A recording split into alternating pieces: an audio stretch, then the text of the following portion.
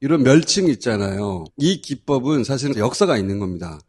인터넷 세계에서 댓글 공작이 처음 시작된 것은 MB 때 국정원이 댓글하는 애들을 끌어들인 것이고 그 전에 인강 있잖아요.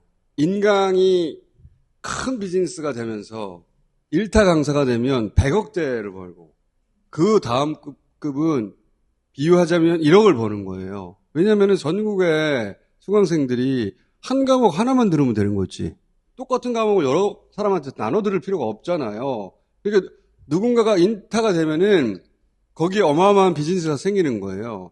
그때 처음으로 댓글 알바들이 생깁니다. 그 업계에 있었던 종사자들로부터 생생하게 들은 이야기예요. 처음에는 이제 예를 들어 수학 강사예요? 그러면 수학을 알아야 하잖아요. 자기를 칭찬하는 글을 쓰려면.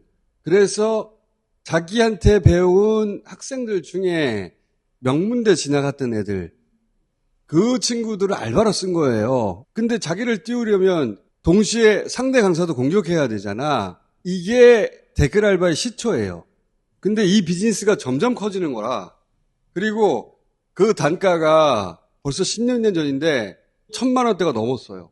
대학 초년생들이 그러니까 점점 고도화되기 시작해. 왜? 서로 PC방에서 서로 IP를 찾고 공격하고 100억대가 걸린 일이니까. 그리고 그때 그런 강사들을 대규모로 데리고 있는 플랫폼들이 생기기 시작하잖아요. 거기서 아예 이런 알바들과 계약을 맺기 시작해요. 어둠의 직업이 생기기 시작하는 거죠. 팀장이 생기고 기업형이 되는 거죠. 굉장히 고도화돼서 어디까지 가냐면은 짧게 얘기할게요. 상대 강사의 심리적 항복 그리고 그 강사를 바라보는 학생들을 떨어뜨리게 만들어야 되잖아. 근데 심리적 타격을 입으려면 진짜 학생인 줄 알아야 되는 거예요.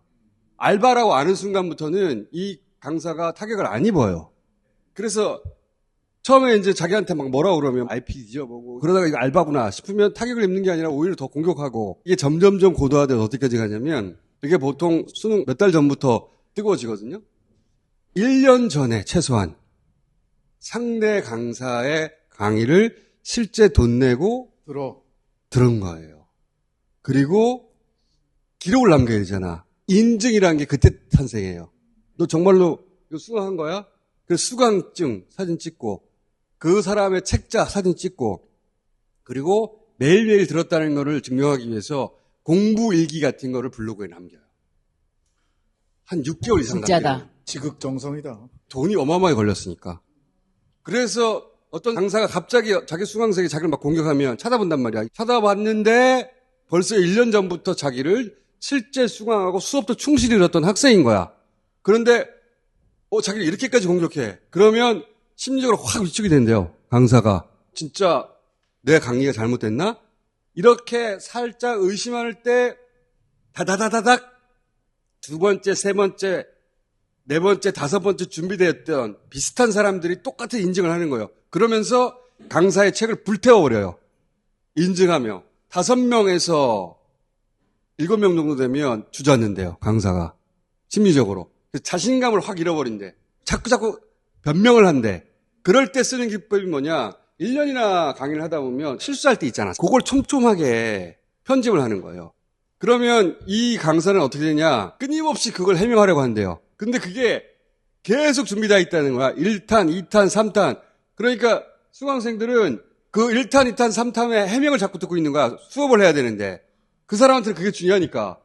자신감도 잃고. 그러면 수강생이 우두두두두 떨어져 나간다는 거야. 그때 나는 이 수업 잘 듣고 있었는데 왜 그러냐라고 항의하는 학생들이 반드시 있대요. 정상적으로 듣던 학생들이. 왜냐면 실제로 문제가 없으니까.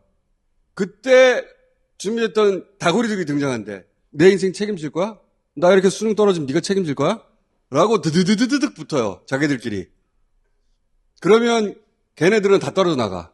왜냐면 자기들은 그렇게까지 옹호할 생각은 없거든. 누군가를 열심히. 그러면 그 게시판은 완전 점령되는 거예요. 거기서 일방적인 이제 비통한 도배가 되는 거지.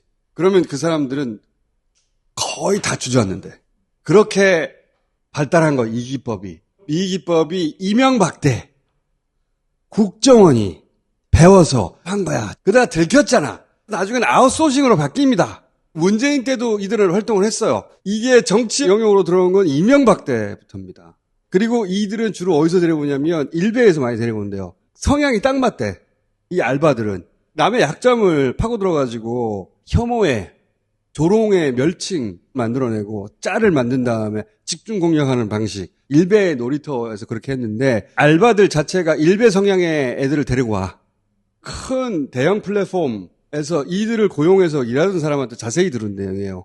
그 팀장들한테 들은 이야기고 그 업계에 있는 사람한테 들은 이야기고 문재인 때도 크게 활동했어요. 남북 단일팀에 대해서 갑자기 공정이라면서 공격한 적 있죠. 그게 걔들의 작품이에요. 이들은 어설픈 알바들이 아니에요.